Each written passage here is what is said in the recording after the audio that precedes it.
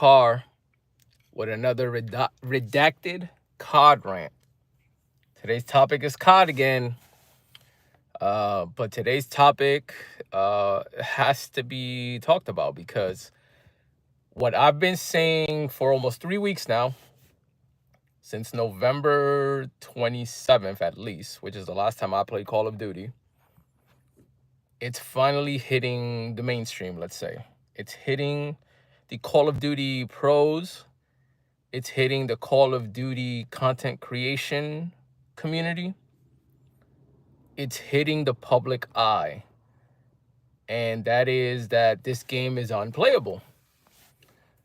And yesterday, did I watch it yesterday? It was either yesterday or this morning. I think it was this morning, early this morning. I woke up and a lot of creators have been giving their take publicly about the state of COD, the anti-cheat, since, Call of Duty just released, I guess, their update on what's happening with their anti-cheat and Ricochet, and they basically told the community, hey, nothing's going to happen until at least Season 2, maybe Season 3.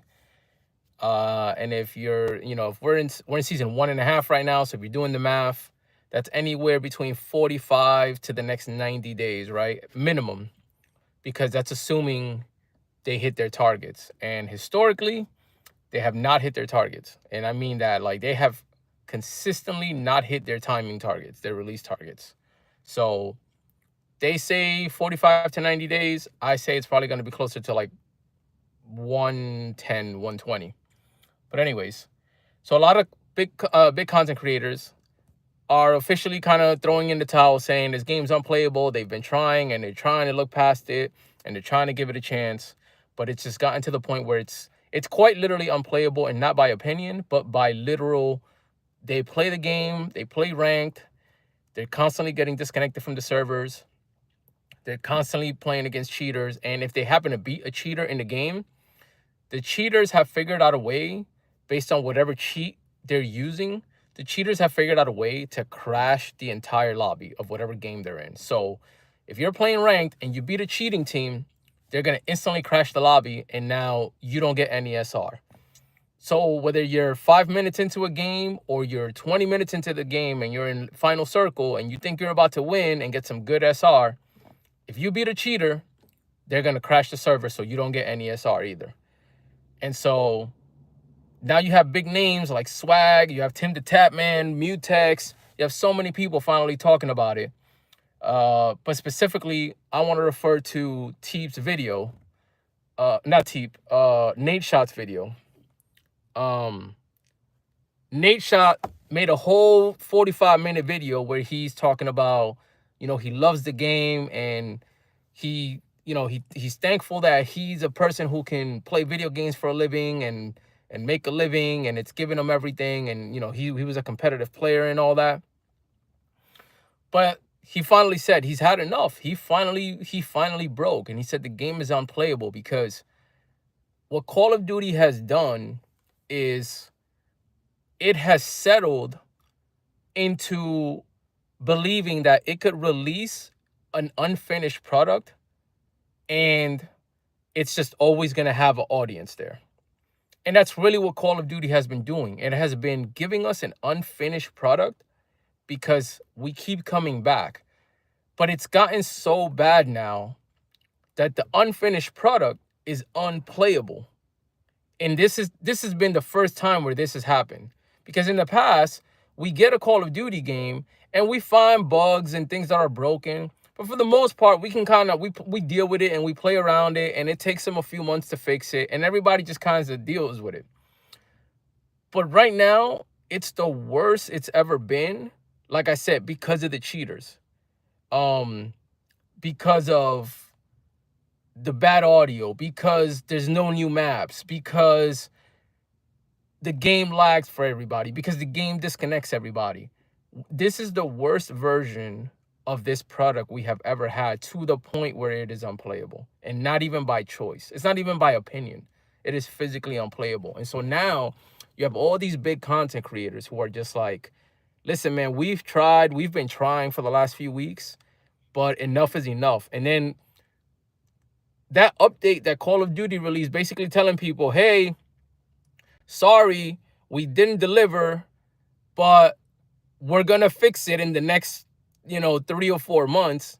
That's unfortunately unacceptable, because this is a multi-billion-dollar company that has consistently bragged about their earnings. And we're 5 years into this product now, which is Warzone. We are 5 years in. So after 5 years and after billions and billions of dollars, you can't turn around and tell your community, tell your customers, hey, sorry that we didn't deliver a finished product. Like, that's just unacceptable, right? And Nate was making a good point, because BO6 came out, and it had a lot of hype all through the summer coming in, because the whole thing about BO6 was, hey, it's going to be fluid. We're going to bring this new Omni movement system. It's going to make the game feel great, and we're going to bring ranked from the start. So there was a lot of hype and a lot of marketing behind it. But once BO6 actually dropped and ranked dropped, it's like Nate said, it's like, once you start playing it, you realize how bad the game actually is. And the comparison he made, which I thought was perfect, is like, if you try to buy a brand new house now, right? You try to buy a house that was built this year in 2024. On the outside, the house looks beautiful. It's brand new everything, brand new windows, brand new material, brand new siding, a brand new roof. The driveway is brand new. Beautiful house. And they'll even tell you, hey, this house, we just built it this year. Brand new to the market, right? So you buy the house because you're like, oh, this is perfect. This is what I wanted. I wanted a brand new house that looks beautiful.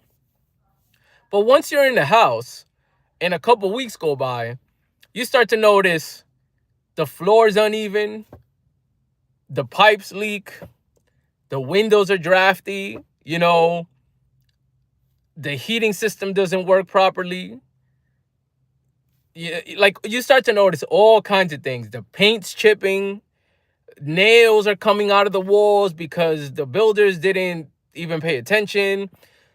Some of the lights don't turn on because they didn't even actually wire them, right? So now you're in this house, now you own this house, and now you're like, damn, like this house has so many problems. Like, I can't live here. It's like you got to pay all this extra money that you weren't planning, because you need to turn your lights on. You need water, you need heat, you need all these things, right? And so that's what Nate was saying. Like, this is the way they pitched BO6 to us. It was this nice, shiny house that we were going to love. But once we got inside, we realized it's not the usual bad things that we find, like, oh, somebody didn't sweep the floor. No, it's like there's a whole window missing, right? In one of the back rooms. The living room doesn't even have electricity. Like, it's like major problems that you can't just address yourself, right? Because like I said, in the past, the community, we have accepted that the games are going to have some bugs, right? We've accepted that. But it's bugs that we can deal with. It's bugs that we can live around. It's bugs we can play around. But these aren't bugs. These are fundamental foundations of the game that are broken. And the cheating is the worst it has ever been. I mean, you got to think about how bad a game is that cheaters can crash the server whenever they want. Cheaters have total control of Call of Duty servers. That should be beyond embarrassing for them as a company, right? And so we've gotten to the point now where all these big content creators, and like, I get it, because for them is their job. I've said this consistently throughout all these live rants. I understand that for a lot of people, for me, like, I'm a casual. I play casually for fun, whether you stream or not. But I understand that for other content creators, playing Call of Duty is literally their job, right? So they have to play 8 hours a day. They have to stream 8 hours a day. That is how they make their money. They do sponsorship deals. They do ads where companies pay them to promote certain things. They play in tournaments. It is literally their job to play video games. So I understand their point of view. I get it. But that's why they more than others need to take a stand and say, listen, This is unplayable, and we cannot continue to allow the acceptance of mediocrity, because that's what it is. They are allowing the acceptance of mediocrity. And so companies like Activision and the studios associated, Treyarch, Raven, Infinity Ward, Sledgehammer, Beanox, all of those studios collectively, they have not been delivering a quality product worth playing. So I'm glad they all have collectively finally hit a breaking point where they said, yo, we're not just gonna say this game is bad, because that's what we've been doing for the last 4 years. They finally hit a breaking point where they're like, we're not playing this game until you fix it. And if that means that you guys got to speed up your timeline, your season 2, season 3 timeline, if that means you guys got to cut your holiday vacation short and get people back in the office, then that's what it's going to take.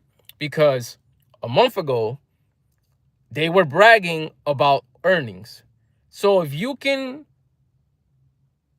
selfishly brag about the money you made off the game, then you need to selfishly take responsibility for your game too and go fix it. That's been my stance personally. If you're going to brag to me about money, then you better show me where that money is being applied. Don't sell me a broken product while also trying to throw money in my face. And that's what this company has gotten away with for so long. It's just accepting that people are going to play our game regardless of how bad it is. They're going to play. Don't worry about it. That's how Call of Duty has viewed their games and their audience. Oh, the game's bad? Don't worry about it. They're still going to play it.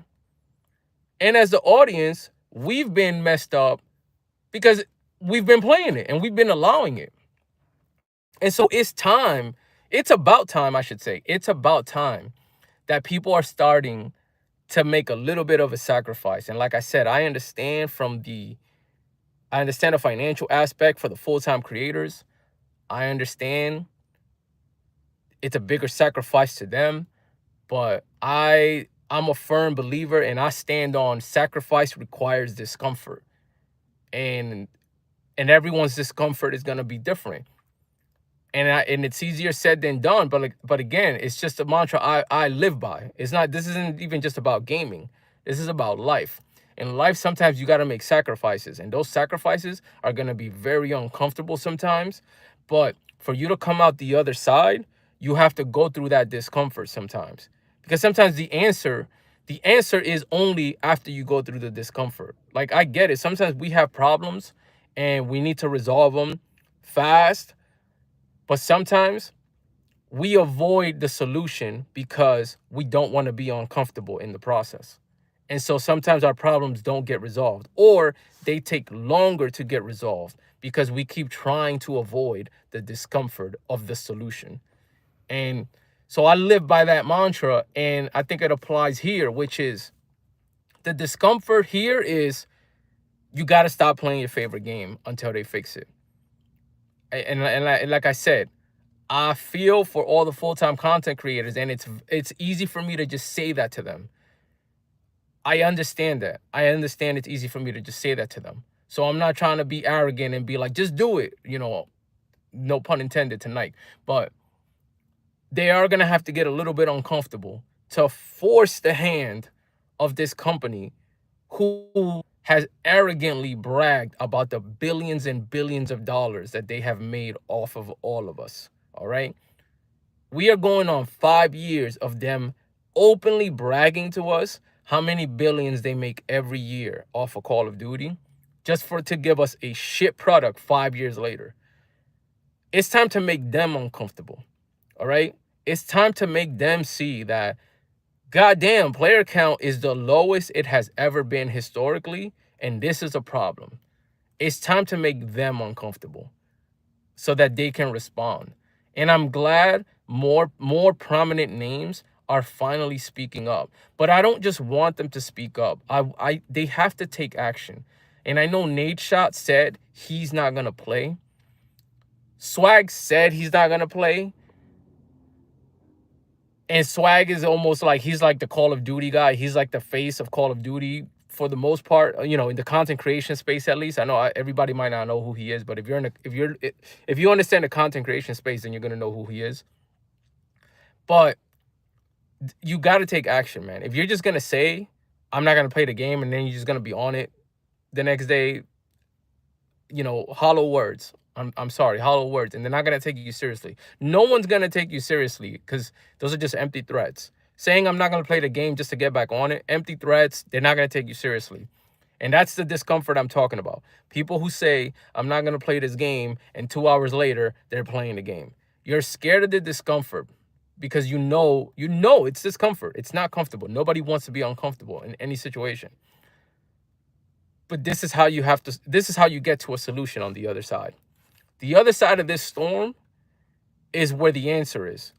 And you're gonna have to go through the storm and get wet.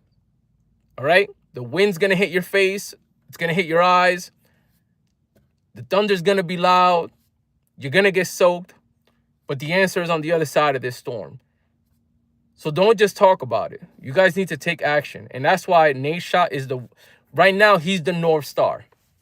If you're gonna model this movement after anybody, Nadeshot is the North Star. He's the biblical Moses right now. This man is he's gonna lead his group of content creators to the promised land. He's the guy. Follow his example. He's upset because, like he said, he loves this game, but he knows he has to make this choice, and it hurts him. If you watch his video, you could see it. He tells you it's gonna hurt him to not play this game, but he knows that's what he has to do right now. All right. Nadeshot has accepted sacrifice is discomfort. He has accepted it. Now, how many of you are going to follow his lead versus how many of you are just going to talk? That's all I got.